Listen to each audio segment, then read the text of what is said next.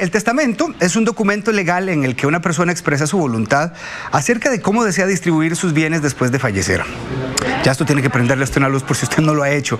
Tener un testamento es fundamental para evitar conflictos familiares o entre los herederos, pero muchas personas no le dan la importancia que esto amerita. ¿Usted se ha preguntado qué debe hacer para preparar un testamento? ¿Cómo se hace? ¿Es posible modificarlo después de haber sido redactado? ¿O cuáles tipos de testamento existen? Todas esas dudas las vamos a aclarar esta mañana con la ayuda del abogado especialista en el tema Benjamín Gutiérrez. Recuerde que usted puede enviar sus consultas en vídeo al 6087-7777 o las hace escritas por medio del Facebook del programa. Don Benjamín, bienvenido. Omar, buenos días. Gracias por ayudarnos con este tema que me parece tan útil y del que a veces, eso quisiera comenzar preguntándole, con base en su experiencia, ¿nos acercamos los costarricenses a este tipo de temática legal? Tratamos, lo que pasa es que hay un estigma muy grande, porque siempre se está pensando de que si firmo un testamento estoy a un paso de la muerte, y eso no es así. En realidad todos estamos a un paso de la muerte, lamentablemente, con el simple hecho que podamos respirar. Hay que tener mucho cuidado porque efectivamente el hecho de que no tengamos organizado nuestro patrimonio, no tengamos organizado nuestras cosas antes de, cuando estamos en vida, a la hora de fallecer dejamos un montón de problemas. Entonces ese es un estigma y una superstición, si se quiere, que hay que irnos quitando, porque es una forma muy adecuada de proteger a nuestros seres queridos hasta el último día de nuestras vidas. ¿Cuáles son los problemas más comunes cuando una persona no alista esto? Sí, lo más común es que es triste, porque si no tenemos un testamento, entonces tenemos, y ya fallecimos y tenemos activos o patrimonio, tenemos que ir a un proceso sucesorio en la vía judicial. Y en la vía judicial significa legítimo que no hay una orden o una directriz propia de nosotros, de la persona que falleció, el causante se llama, en donde no hemos dicho claramente qué queremos que se hagan con las cosas. Entonces, si no hay un acuerdo entre los herederos que quedaron, empiezan los problemas. Y lamentablemente muchas veces los problemas no son ni siquiera entre los hermanos y entre los familiares directos, papá, mamá, sino entre aquellos terceros que viven con nosotros. La nuera, el yerno que están por ahí empiezan a meter un poquito de cizaña y se empieza a complicar. Es delicado porque, bueno, hay un adagio bastante interesante que dice que uno conoce a los hermanos en la herencia, a la pareja en el divorcio y a los hijos en la vejez. Y en este caso lo de la herencia es súper delicado, porque efectivamente tenemos una cantidad de problemas a la orden del día que podemos evitar si lo planificamos previamente. Te estoy entendiendo, abogado, que si esto no lo planificamos, creo que es una de las partes más relevantes de lo que usted está diciendo, le echamos así un buen tico el churuco a la gente que queda y van a tener que ingeniárselas a través de un proceso sucesorio. Sí, un proceso sucesorio legítimo, porque es el testamentario, pero legítimo es que tenemos que ir a la corte a empezar a ver qué le toca a cada uno, quiénes tienen derecho, quiénes no. Empiezan las discusiones de que papá estaba abandonado, que vos no lo visitabas nunca, que nunca lo cuidabas. Entonces empiezan temas de indignidad, de quién tiene derecho, no tiene derecho a la herencia. Y el problema es que, muy triste, pero cuando ya la persona fallece, hay veces que no ha terminado de enfriarse el cuerpo y ya estamos viendo que empiezan las peleas. Gente que el mismo día empieza a decir, ¿qué me toca a mí? Mira, hay cosas de papá, las herramientas, que es típico de las herramientas, los cuadros, los relojes, las joyas, que es lo primero que se pierde. Entonces hay que tener mucho cuidado porque es muy triste que una situación de estas, que además golpea a cualquier familia muy duro, empiece a generar problemas exponenciales que tenemos que enfrentar. ¿Qué es un testamento? ¿Cómo definirlo? Sí, un testamento es una declaratoria de última voluntad que hace cualquier persona cuando quiere determinar cómo quiere que se repartan sus bienes, sus activos a la hora de su fallecimiento. Es como un cuadro de reglas y de condiciones que yo establezco ante un notario de forma privada para que se sigan mis reglas. Es una forma de manipular o seguir manejando los hijos después de la muerte, si se quiere ver así. Vamos a los requisitos. Quiero que aparezcan en pantalla y usted me va a ir explicando qué se necesita para que una persona pueda realizar un testamento. Sí. Testigos. Sí, los testigos son importantes, son muy importantes. De hecho, es una formalidad que tiene que establecerse y cambia la cantidad de testigos según el tipo de testamento. Entonces hay que tener mucho cuidado con eso porque es muy común que se den errores de ese tipo y la formalidad es muy clara. O sea, hay mucha gente que firma testamentos en la casa porque dicen, yo puedo firmarlo privado, yo escuché en Buen Día que podemos hacer un testamento privado y voy corriendo y lo hago, pero puse menos testigos de los que necesito. O puse testigos que no pueden ser testigos. Entonces, los testigos son instrumentales. Eso significa que no pueden tener una relación directa con el causante, con el testador, y además que tienen que ser totalmente imparciales y no tener un beneficio directo o indirecto de la herencia. Entonces, mis hijos evidentemente no pueden ser mis testigos y van a estar en esa condición. Si vamos a hacer un testamento privado, tenemos que tener 4 testigos o 6 testigos según si yo escribo el testamento o si se hace por impreso, o 2 o 3 testigos si es ante notario público. Los requisitos además del testigo, que el testigo en todo caso es un tema más de forma, lo principal es que la persona esté en su sano juicio. Eso es lo fundamental. O sea, que sepamos que cuando voy a hacer el testamento no hay presión de nada, no tengo ningún tema de enfermedad mental que limite mis capacidades y que evidentemente nadie me está amenazando para hacerlo. Quédate ahí, Benjamín. ¿Y si los testigos mueren antes que yo? Eso es importante, eso se llama premoriencia. Premoriencia es cuando yo efectivamente viví, o sea, yo como testador sobreviví a todos mis herederos. En ese caso, si no está establecido de otra forma en el testamento, si no se dice en el testamento que si Omar es mi hijo y Omar fallece primero que yo, los herederos de Omar van a poder heredar la herencia. En ese caso, entonces, vos no heredás por haber muerto antes que yo y la herencia acrece, o sea, se suma a los demás herederos en esa forma. Entonces, si el testamento no lo dice, la ley lo que establece es que la premoriencia ayuda a los demás. Lo otro es que tiene que ser mayor de 15 años. Es un requisito fundamental porque siempre se ha pensado que es solo mayores de edad, y no. Un chico de 15 años para arriba puede testarlo perfectamente. Bueno, aquí otros detalles que encontramos en la pantalla: estar en pleno goce y uso de sus facultades mentales y una declaración libre de la voluntad. Explícame esto. Sí, ese es el concepto básico. O sea, el testamento como tal es una declaración de libre voluntad. Entonces es cuando yo estoy diciendo cómo quiero hacerlo. Es cuando yo técnicamente me paro frente al notario y le digo: señor, yo quiero heredar de esta y esta manera y es mi voluntad, ¿no? O sea, es lo que yo quiero hacer.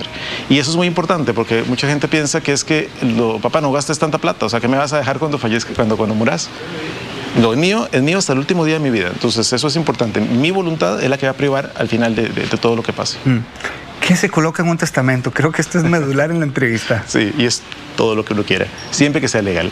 Puedo poner bienes, puedo poner bienes muebles, inmuebles, inscribibles o no, puedo poner cuentas bancarias, fideicomisos, acciones de sociedades, marcas comerciales, que la gente a veces no sabe que las marcas se pueden heredar. Puedo establecer un montón de condiciones adicionales, que no solamente lo que estoy poniendo ahí, sino también cómo se van a distribuir. Puedo poner condiciones. Por ejemplo, yo mis hijos no van a tener derecho a acceder a la herencia o tener el dinero como tal o los bienes como tal hasta tanto no hayan obtenido una licenciatura en X materia. Entonces lo puedo condicionar perfectamente y en ese caso entonces dejo al albacea encargado de esa supervisión. Puedo crear fideicomisos perfectamente y puedo hacer un montón de estructuras. Pero al final de cuentas en el testamento puedes poner lo que vos quieras siempre y cuando sea legal.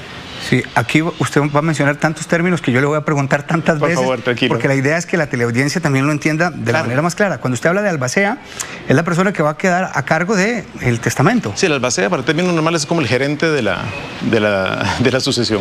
Es el que toma las decisiones, el que va a administrar, siempre bajo las reglas de la ley, cómo se van a organizar todos los temas. Entonces, desde el momento en que se abre el sucesorio, sea testamentario, sea judicial, sea ante un notario o sea ante un juez, vamos a tener un albacea que se va a encargar de administrar todo lo que está sucediendo. ¿Qué significa eso? Hacer un inventario, verificar todo lo que hay a nivel registral y a nivel de la casa. Si tenemos 5 televisores, hay que hacer un listado. Si tenemos tantas joyas, si tenemos un cuadro, si tenemos zapatos, todo lo que haya que heredar, tenemos que hacer un inventario. Ese inventario se le presenta al juez o al notario. Después hay que determinar cómo se está cumpliendo con esas obligaciones. Puede ser que haya un alquiler. Entonces yo estoy obligado a seguir manteniendo ese alquiler en orden y dar un mantenimiento a la casa mientras se distribuye. Tengo que pagar los impuestos y estar al día de todo. O sea, es el gerente, es el encargado de hacer todo lo que está pasando y tiene obligaciones serias porque puede ser acusado penalmente si hace algo malo, pero adicionalmente tiene derecho a honorarios también. Wow. Bueno, por favor, hagan su pregunta y aprovechemos la presencia del abogado para consultar. Les decía antes que tenemos el Facebook, tenemos la línea de WhatsApp para un video corto, 6087-7777. Abogado, usted mencionaba algo que me parece muy interesante. Decía que dependiendo del tipo de testamento, así va a ser los testigos o el número de testigos. ¿Qué tipos de testamento existen? Sí, es una pregunta muy válida. Hay 4 tipos y ahorita te explico un quinto que no es un testamento como tal, pero está. En realidad está el abierto y el cerrado, que son los típicos, ahorita los conversamos, y está el público y el privado. Yo digo siempre que son 4 porque, aunque la doctrina generalmente habla de 2, realmente son 4 en esta línea. El público y el privado significa simplemente público que lo haga ante un notario público. El notario es el que va a establecer las condiciones y cómo lo va a establecer, cómo lo va a formalizar. O privado, lo puedo hacer perfectamente en mi casa, simplemente con 4 testigos, cuando yo, de mi puño y letra, escribí el testamento. O sea, yo hago la lista de lo que quiero hacer, cómo quiero hacerlo. Ajá. Y eso ocupa 4 testigos. 4 testigos que ojalá aporten la copia de la cédula, que estén claros y que puedan eventualmente llegar a declarar. O si lo imprimí, que es lo más lógico, que lo imprimí en la computadora, tengo que tener 6 testigos. El problema de cuando es privado, efectivamente, es que a la hora de que tenemos que aperturarlo, el juez puede pedir, vengan todos los testigos a sentarse conmigo, y es complicado buscarlos y que todo esté en orden, que no haya ningún error formal. El público es ante un notario público, con 2 testigos, cuando en el protocolo el testador lo hizo con su puño y letra, o 3 es cuando se hizo impreso. Y el abierto es cuando, o sea, abierto y cerrado, para hacer esa diferenciación, el abierto es cuando yo no tengo ningún inconveniente, ningún miedo en que todo el mundo sepa que tengo y que no tengo y que voy a distribuir, porque ese testamento que se hace ante el notario público se tiene que presentar ante el Archivo Nacional. Entonces, cualquier persona que tenga el número de cédula puede ir con mi cédula a verificar, con tu cédula a verificar qué testamento existe. Entonces no hay mayor ciencia, mayor misterio. Y el cerrado es casualmente cuando yo del todo no quiero que nadie se entere qué es lo que hice. Entonces hay requisitos formales, pero yo puedo hacer el testamento con mi puño y letra o impreso igual, pero lo meto en un sobre, lo lacramos, le ponemos todo para que nadie pueda abrirlo y se guarda hasta el día en que yo fallezca. No hay forma de saber qué fue lo que decidí. Si es cerrado, entonces también voy a requerir 4 testigos y yo lo hago con mi puño y letra. No, si es cerrado, casualmente es el que menos testigos tiene. Cuando es cerrado ocupa 2, por una razón. No, el testamento como tal no firman los testigos. El testamento lo hace el testador nada más. Yo escribo lo que quiero en un papel, lo meto en un sobre y si voy ante un notario público, es que eso es obligatorio el notario público, en donde van a dar fe de que yo acabo de meter el testamento, que tampoco saben los testigos ni el notario que dicen, en un sobre. Y los testigos dan fe de que yo metí el sobre, de que yo estoy consciente de lo que estoy haciendo y firman 2 actas, una en el protocolo y una afuera del sobre para dar fe de que eso es así. Por ahí va mi pregunta antes cuando le decía que qué pasa si cuando usted planteaba que el juez podía decirle a los testigos que llegaran si ya un testigo o los testigos fallecieron. Ese es un problema. Cuando es público tiene la ventaja, cuando es ante notario, tiene la ventaja de que primero se llaman para verificar, cuando hay duda, se llaman para verificar si realmente estaban ahí, si realmente estaban conscientes de lo que estaba pasando, si realmente Omar llegó a firmar sin una pistola en la cabeza o no llegó intoxicado, borracho que se caía. ¿Y siempre lo tienen que constatar? No necesariamente, pero cuando es privado sí. Cuando lo hicimos en la casa con nuestra gente, siempre van a llamar a los testigos para verificar. Si no, se hace una contrastación de firmas, que es lo que establece el Código Civil, en donde simplemente verificamos si el testigo no pudo llegar, que efectivamente coincida con la cédula, que no haya ninguna duda de que la firma es falsa. Y aquí es un tema de prueba. Lamentablemente cuando es privado hay mucha desconfianza, porque la duda enorme es si realmente no estamos falsificando algo para quitarle los bienes al que falleció.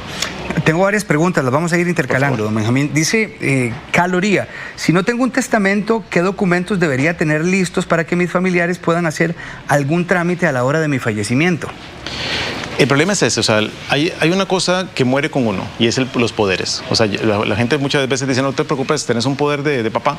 Si papá le pasa algo en carrera, vas al banco, ese es todo el cambio, ¿no? El poder muere con la persona y si yo usé el poder después del fallecimiento, es una administración fraudulenta, me pueden meter preso. Entonces hay que tener bastante cuidado con eso. Si no hay testamento, no hay otra manera. Tienen que ir a un proceso legítimo, o sea, al juez civil o eventualmente al notario, si no hay menores ni incapaces, pero lógicamente se abre entre el juez civil a plantear que no hay testamento y que necesito hacer de conformidad con el 572 del Código Civil la distribución legítima en esa línea. Si lo quieren evitar, o sea, antes de morir, igual todo es antes de morir, pueden hacer diferentes formas de planificación sucesoria, que ahí pueden pensar en un fideicomiso que puede estar previamente establecido, pueden hacer sociedades, pueden hacer donaciones, son cosas previas a la muerte. Sea abierto o sea cerrado, que yo quiero que todo el mundo se dé cuenta lo que voy a heredar o que no quiero, o que quiero que nadie se dé cuenta de nada. ¿Puedo modificarlo en algún momento, el testamento? Cada vez que quieras. El testamento tiene la enorme ventaja de que no está pintado en piedra, o sea, no lo pusiste ahí, no es inamovible. Cada vez que hagas un nuevo testamento, automáticamente deja sin efecto el anterior, salvo que no lo diga. Pero una muletilla que usamos todos los notarios a la hora de hacer el testamento es que revoca y deja sin efecto las disposiciones anteriores. Entonces queda en firme. Si no lo dice, entonces simplemente va a modificar el anterior en lo que haya nuevo, en ese sentido.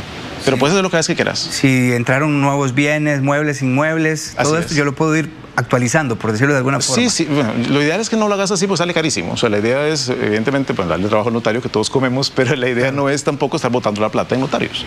O sea, eso también hay que ser muy, muy inteligente. Entonces, vos puedes hacer un testamento que establezca lo que quiero distribuir ya. O sea, tengo esto, esto y esto. Pero también dejas una cláusula abierta. Todos aquellos bienes y activos y patrimonio que yo pueda tener al momento de mi muerte y que no esté consignado de forma determinada, se va a distribuir de esta forma. Y así, si te moriste dentro de 60 años, el testamento tiene valor. Te evitas estar actualizando lo que usted está comentando. Exactamente. Ya, ok, muy bien. Pablo, dice Pablo que tiene un hijo con una discapacidad cognitiva y le dicen que no puede heredarlo por su condición. Obviamente quiere saber qué tan cierto es esto. No, eso es mentira.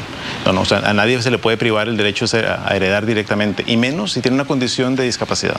O sea, cuando un niño tiene una condición, o una persona adulta tiene una condición que va a requerir una atención por el resto de su vida, la asociación va a tener primero que proteger esos alimentos alimentos, y eso la ley lo establece expresamente. Yo tengo que fijar los alimentos, o sea, la pensión alimentaria para esa persona, sean menores de edad hasta los 18 o 25 si siguen estudiando, o bien hasta que fallezcan si fuese papá y mamá que tengan un problema de discapacidad. Una vez asegurado los alimentos, lo que queda se distribuye. ¿Qué pasa si lo que se hereda es a un niño, por ejemplo? ¿Quién se hace cargo de esa herencia mientras el niño es mayor de edad? Sí, ese es un tema más de familia, pero funciona exactamente igual. O sea, yo puedo heredarle a quien yo quiera, simplemente que no voy a poder tener acceso a esa herencia hasta que tenga mayoría de edad o capacidad de actuar. En este caso en Costa Rica es hasta los 18. Pero mis papás tienen la posibilidad de hacer cualquier trámite, o mis tutores legales, cualquier trámite necesario por medio de las diligencias de utilidad y necesidad ante el juzgado de familia. Sí, dice don Manuel acá, saludos don Manuel, buenos días, que en lo personal él prefiere poner las cosas a nombre del hijo y dejarme el usufructo, que ya ahorita nos va a explicar usted qué es. El testamento lo pelea cualquiera y se complica todo. Quiere saber su opinión. Sí, el testamento no lo pelea cualquiera ni se complica todo, al contrario. Eso es una idea que entiendo, don Manuel, pero también hay preconcebida, pero don Manuel, hay que quitarle esa idea de la cabeza porque más bien es una herramienta positiva y le explico por qué. El testamento tiene la ventaja de que usted va a seguir siendo dueño de sus bienes hasta el último día. Entonces, él puede perfectamente hipotecar, vender, alquilar, o sea, no necesita estar pensando de que ya se lo di a alguien más y es un problema. Sin embargo, perfectamente, él puede poner las cosas a nombre de su hijo, si no tiene ningún problema de disposición, y saber que se deja el usufructo. Recomendación, nunca hagan un traspaso, háganlo por donación, porque la donación permite echarme para atrás, o sea, devolverla si hay una causal de ingratitud. O sea, si papá me pasó la casa a mi nombre y se dejó el usufructo de por vida, pero lo hizo por donación, y yo me porté mal y empecé a tratarlo mal y me desaparecí, no lo atendí, él puede perfectamente en un periodo de 10 años alegar que yo fui un ingrato, se llama causal de ingratitud, y pedir que se devuelva esos bienes. O sea, porque es un regalo. Si lo pongo por traspaso no hay nada que hacer. Entonces es muy bueno que los tengan amarraditos en ese sentido para traspasarlo. En este caso sí puede hacer una donación y traspasa los bienes de una vez, no hay ningún problema. ¿Qué significa quedarse con el usufructo? El usufructo es el derecho de uso y disfrute de cualquier cosa que yo tenga. Entonces, si es una casa, yo puedo alquilarla, por ejemplo. Puedo obtener los frutos. Si es una finca, puedo sembrar cebollas y papas y qué sé yo. Pero todo eso lo puedo disfrutar, aunque la propiedad le pertenezca a otra persona. Y el nudo propietario, o sea, el dueño de la propiedad, que es el que dio el usufructo como tal, tiene derecho a pagar los impuestos y tiene derecho a recibir el bien cuando yo ya no esté, cuando yo me muera. Pero de momento que tiene el usufructo es el dueño y señor, pero no puede ni vender ni hipotecar. Entonces tiene limitaciones. Muy bien. Pregunta don Oscar, ¿qué pasa cuando mis papás murieron? No dejaron testamento, yo hice mi casa hace 36 años en la propiedad, ¿cómo hago para tener las escrituras? Ok, otra vez, él construyó... Sí, mis papás murieron y no dejaron testamento, es lo primero que nos dice don Oscar. Él construyó su casa hace 36 años en esa propiedad, pero ¿cómo puede obtener las escrituras en este caso ya que no dejaron testamento? Sí, a don Oscar lo único que debería que ver si tiene más hermanos, que menos que no puedo decirlo todavía, porque el tema es que si la propiedad es de mis papás y ya fallecieron, la única forma de traspasar eso es mediante un proceso sucesorio, no hay otra forma de hacerlo.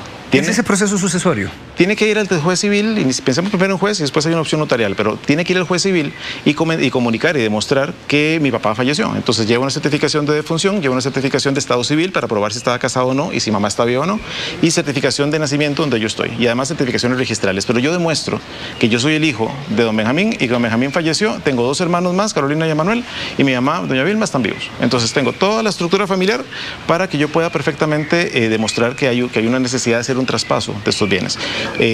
Se hace el aviso, se hace una publicación formal, y si hay terceros interesados que pueden ser acreedores, se hace primero el pago de esto y una vez que se distribuye se pone todo a nombre de cada quien. El problema de don Oscar va más allá, porque no solamente poner la finca a su nombre, es que él construyó en el lote que no es de él.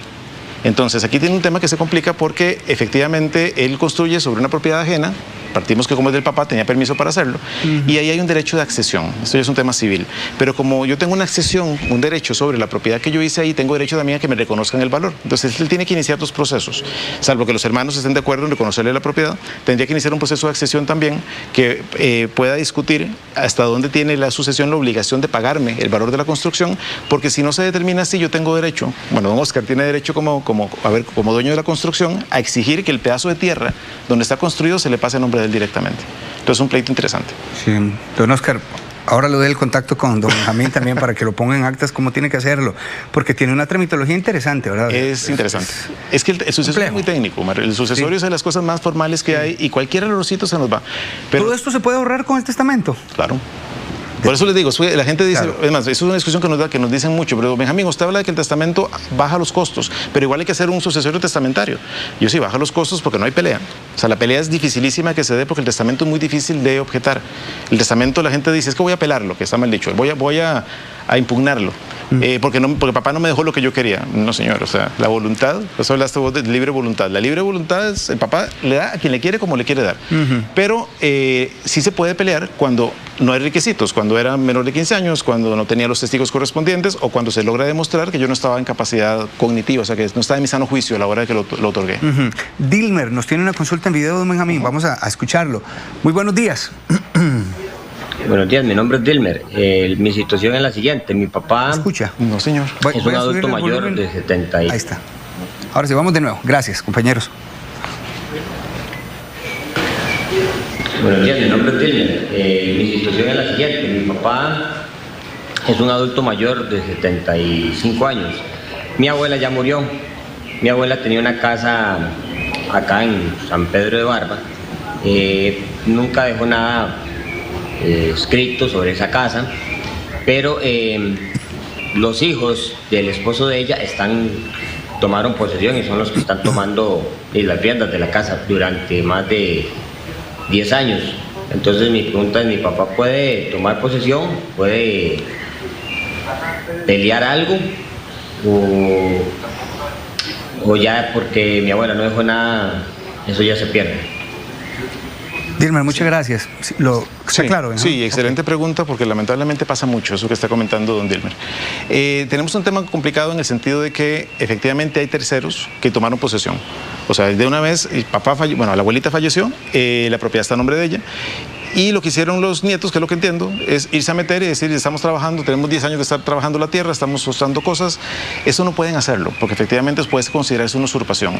Perdón, don Benjamín, este dato, los hijos del esposo de ella, de la señora. Sí, pero correcto, pero son personas que no son herederas directas. Entiendo, okay. Si ella no dejó testamento, que es lo que sí quedó bastante claro, al no dejar testamento entonces hay una herencia legítima y entonces heredan el primer grado de prelación, que son el cónyuge, o el consorte o unión de hecho reconocida, que es la primera parte, los papás, que en caso de la abuelita, todo el hecho que ya fallecieron, y los hijos en partes iguales. Entonces, aquí quienes tienen derecho son el papá de él, claro, y los demás hermanos que pueda tener, ninguna otra persona. Entonces ellos tienen que abrir el sucesorio, eso sí, porque la única persona que puede exigir que eso funcione es el albacea. Entonces tienen que ir al juez civil, hacer una apertura del proceso sucesorio, pedir que les dé la autorización para empezar a hacer la gestión. Si son personas que sí tienen derecho a heredar, porque podría ser que alguno de ellos sea un heredero también, tiene derecho a mantenerse en la propiedad hasta tanto se determine cómo se va a distribuir, que eso es lo típico que pasa también cuando, no sé, Carolina vivió con la mamá hasta el último día de su vida y dice, ¿ahora qué hago? O sea, yo tengo que heredar esto con 3 hermanos más, pero yo soy la que vive aquí, me van a sacar. Ella puede quedarse en la casa viviendo sin ningún problema hasta que se distribuya. Porque lo típico es, vos salís mientras hacemos, no, usted se queda viviendo ahí con todo el derecho. Pasaría lo mismo si ellos tienen algún derecho de posesión. Pero tiene que moverse porque el problema es que aquí podrían venir más conflictos más adelante, porque si están trabajando tierra, podríamos hablar de usucapiones agrarias, o sea, se podría complicar algún tercero que pueda llegar a decir, yo tengo derecho sobre esa propiedad que tiene años de estar abandonada. Y es un tema sucesorio. Don Carlos también nos trae otra consulta en video. Muy buenos días, Carlos. Buenos días, mi nombre es Carlos Rivera, soy de San José. Quisiera saber si mi abogado protocolizó mi testamento, pero él falleció, el testamento sigue vigente. Le agradecería la respuesta, muy amable. Buenos días. Gracias a usted, don Carlos. Feliz martes. Sí, don Carlos, no se preocupe. O sea, el hecho que el notario haya fallecido no afecta en lo más mínimo. O sea, de hecho, los notarios, todo lo que hacemos queda en un protocolo, un libro oficial, que se reporta al Archivo Nacional cada 15 días lo que hacemos, y al final, si cuando se llena o cuando fallecemos, pasa otra vez al archivo. Entonces, simplemente, cuando usted fallezca, que espero que falte mucho tiempo para eso, tiene que presentarse los familiares o el notario a solicitar una certificación del testamento que está ahí. O sea, el hecho que el notario falte no afecta en lo más mínimo el testamento. Rafa, plantea algo interesante. ¿Cuánto cuesta un testamento? Quiero saber si una vez que se aplique la voluntad del fallecido, se deben inscribir los bienes por aparte. Sí, el testamento en realidad, y eso es muy importante porque tiene un costo mínimo. Hay un arancel de honorarios de notarios y abogados, lo hace un notario, no un abogado. Tiene un costo de, si mal no recuerdo, 121.000 colones, anda por ahí 150.000 colones más IVA. Es el monto mínimo. De ahí en adelante puede cobrarse un poco más, un poco menos, según lo complejo que pueda ser, lo extenso que pueda ser. Pero muy importante, y le voy a caer malísimo a un montón de gente con esto, el testamento no se hace por el valor de los bienes. Porque es muy típico que nos dicen a nosotros, es que, don Benjamín, a mí me acaban o sea, estoy cotizando testamentos porque hay un notario que me está cobrando 2,5 millones o 4 millones, 6 millones porque yo tengo un montón de bienes. Y yo, no, señor, o sea, eso cuesta lo mismo hacerlo por una moto que hacerlo por 100 propiedades. O sea, es un mínimo de, creo que es como 150,000 colones, más o menos es lo que anda, y sube un poquito más sin la complejidad, pero no va en función de los bienes. Ok, eso está bueno que quede claro. Priscila dice, mi mamá desea dejar parte de una propiedad a una nieta, pero ¿qué pasa si a los hijos no les gusta esta decisión y pelean esa decisión de mamá? ¿Podrían ellos quitársela a la nieta? Mi mamá decía que llorara la carita. No se ponía para el criado. O sea, no hay derecho a reclamar lo que uno quiere hacer con sus bienes. Si no estoy de acuerdo, no hay nada que hacer. O sea, la única forma de demostrar, de pelearlo eventualmente es que se demuestre que mamá cuando hizo el testamento lo hizo mal. Importantísimo porque lo acabas de plantear. Los nietos en Costa Rica no heredan de forma legítima. O sea, si no hay testamento, no hay forma de que un nieto herede. Entonces es fundamental, súper importante que si yo quiero dejarle a mis nietos, hagan un testamento. Hay que heredar. Para que quede bien. Y al que no le gusta, que no le guste. Rolo, ¿puedo heredar mis mascotas o supeditar a los beneficiarios al cuidado de las mascotas para acceder a los bienes? Esa pregunta me encanta porque está en boga ahora el tema de las mascotas. Mis mascotas. Sí, pero me encanta porque es algo que se está discutiendo mucho incluso a nivel de familia. O sea, el tema de divorcio, quién se deja el perrito, quién no, quién lo visita, quién paga la pensión del perrito, que ya hemos llegado a esos niveles. Efectivamente, el testamento funciona igual. El testamento, si yo tengo una mascota, yo puedo perfectamente decir a quién se lo voy a dejar, quién se va a encargar de cuidarlo. Se le puede poner perfectamente una cuota alimentaria, una cuota que va a cubrirle el veterinario, que va a cubrirle varias cosas. Y después, evidentemente, puedo no heredar a la mascota, porque la mascota evidentemente no puede heredar, pero puedo determinar... Ahí está la respuesta. Bueno, perdón. Sí. También me estaban aquí dando un detalle de que si se podía heredarle algo a las mascotas. No, a la mascota no se le puede dejar nada, pero puedo dejar a una persona condicionada a que si usted quiere tener acceso a estos bienes, tiene que cuidar a Nala hasta el último día de su vida y tenerla bien cuidada, llevarla al veterinario y demás. Y el albacea se encarga de estar verificando. Ok, muy bien. Es muy interesante, esto cambió totalmente el juego. Claro. Franci dice, ¿puedo heredar a un hijo menor de edad? Ya usted no lo ha explicado, pero... Sí, sin ningún problema. Puedo heredar al pequeñito, simplemente no puede recibir y administrar los bienes directamente, porque para eso están papá y mamá con diligencias de utilidad y necesidad. Pero interesante, yo puedo incluso heredar a no nacidos. Puedo heredar a mis nietos futuros, por ejemplo. A mis hijos futuros. Nada más que no voy a establecer el nombre, evidentemente, ni la fecha, ni cédula, ni demás, pero puedo establecer que mis nietos, todos mis nietos van a heredar, los que hayan nacido en el momento del testamento, los que vayan a nacer en el futuro, en una proporción determinada. Sí, ¿siempre debe mediar en todo este proceso un abogado, don Benjamín? ¿O yo puedo escribirlo en mi casa, se lo doy a mis padres y les digo, esto es lo que quiero? El testamento lo tienes que hacer en tu notario. Hay que diferenciar eso. Bien, sí, no es lo mismo, pero efectivamente es recomendable. Se puede hacer privado. Se puede hacer privado, únicamente que hay que hacerlo con mucho cuidado, con 4 testigos si lo hice de mi puño y letra, o 6 testigos si lo hice impreso. Y por favor, si lo hacen de esa forma, copia de la cédula cada uno pegado atrás, que no haya ninguna duda que se hizo. Ojalá que no haya tachones ni nada que haga dudar de su legitimidad, pero lo ideal es que sea ante un notario, porque eso le da legitimidad y a la hora de ejecutarlo nadie puede discutirlo. ¿Qué ocurre con el tema de las incongruencias? Si por ejemplo en el testamento yo digo, le voy a aclarar que le dejo la casa a mi hijo, pero en la escritura aparece otro nombre. Sí, eso puede pasar y eso es muy común. Por eso te decíamos ahora a uno de los señores que preguntó que es muy importante, en lugar de hacer una donación, dejarme la propiedad, porque yo puedo seguirlo usando el resto de mi vida. Pero yo hice el testamento cuando tenía 30 años y fallecí cuando tenía 85. Entonces, durante ese tiempo, evidentemente muchas cosas cambiaron. Claro. Lo imposible, la incongruencia, no afecta en lo más mínimo. Si la propiedad que yo puse en el testamento como un legado a favor de Omar todavía existe a nombre mío, perfecto. Si no, no pasa nada. El testamento sigue con valor. ¿Qué pasa si la persona fallece, que hizo el testamento y olvidó incluir algún bien? ¿Qué ocurre con ese bien? Sí, por eso te hablaba hace un ratito de la importancia de una cláusula general. Si la cláusula general existe, no pasa nada porque lo va a arrastrar. Si no lo fue así, fue por legado. Si yo dije que esta casa a fulano, este carro a sutano, lo que haya quedado por fuera hay que hacerlo en un sucesorio legítimo. Entonces tienes que abrir 2 sucesorios. Más caro, más complejo, más de todo. Sí, entiendo. Otra consulta aquí, don Benjamín. Dice doña Irene, ¿qué pasa si el albacea muere antes? Con el albacea no hay tanto problema. El albacea es ideal establecerlo porque es la persona que va a administrar y yo determino quién va a ser. Incluso puedo poner 2 o 3 albaceas, solamente que actúa uno cada vez, no pueden haber más de uno al mismo tiempo. Okay. Y puedo poner albaceas suplentes. Entonces, si yo no estoy, o sea, la banca, tengo la banca aquí de albaceas que si falta uno va al otro, si no lo quiere va al otro. Eso se puede hacer, no hay ningún problema. Y en caso de que no exista del todo, quien abre el sucesorio es el primer llamado a ser albacea y si no el juez puede perfectamente nombrar a cualquiera. Muy bien. Don Benjamín, muchas gracias. ¿Algo más que agregar?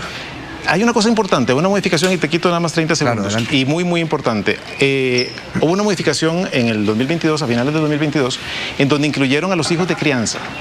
Los hijos de crianza ahora heredan como un hijo más. Hijo de crianza es aquel niño que haya sido educado, o sea, los tuyos, los míos no, porque no estamos juntos, pero los hijos de mi pareja, yo los crié.